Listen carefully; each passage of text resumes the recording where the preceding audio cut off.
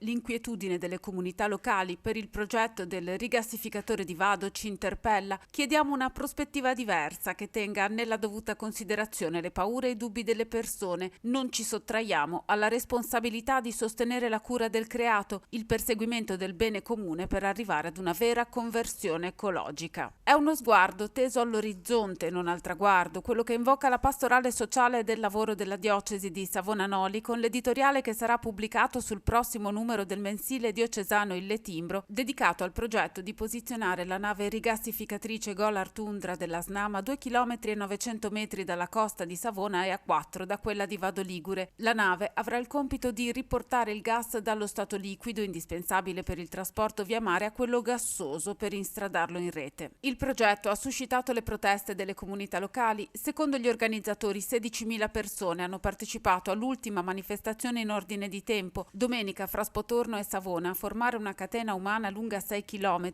c'erano residenti, turisti, rappresentanti dei comitati locali, ambientalisti e operatori turistici, preoccupati per l'impatto che la presenza della nave avrà su turismo e ambiente. Il tratto di mare trafficato, vicino all'area protetta del santuario dei cetacei, comporterebbe anche opere a terra. Le navi gasiere arriverebbero una volta a settimana e per funzionare l'impianto ha bisogno di energia e di un meccanismo di sterilizzazione dell'acqua di mare con candeggina, acqua che poi viene riversata in mare. Per contro, Regione Liguria difende il progetto considerandolo una necessità e non un capriccio, anche in considerazione del ruolo strategico del sistema portuale ligure nell'economia del polo industriale del nord-ovest e garantisce la correttezza formale dell'iter che coinvolge i territori e la trasparenza ambientale. Le obiezioni sollevate all'operazione basate sui rischi paiono fondate, si legge nell'editoriale dell'Ufficio di Pastorale Sociale del Lavoro, ma sono contestate sulla base della necessità di diversificare le fonti di approvvigionamento di gas. Le nostre principali perplessità sono in ordine agli obiettivi di transizione ecologica ed energetica che l'Unione Europea dovrà raggiungere a breve. Un impegno ventennale del rigassificatore contrasta con gli obiettivi dell'Agenda 2030 dell'Unione Europea di ridurre del 55% le emissioni di gas serra. Il cambio di rotta per approdare all'ecologia integrale, si legge nella nota, non è più rinviabile.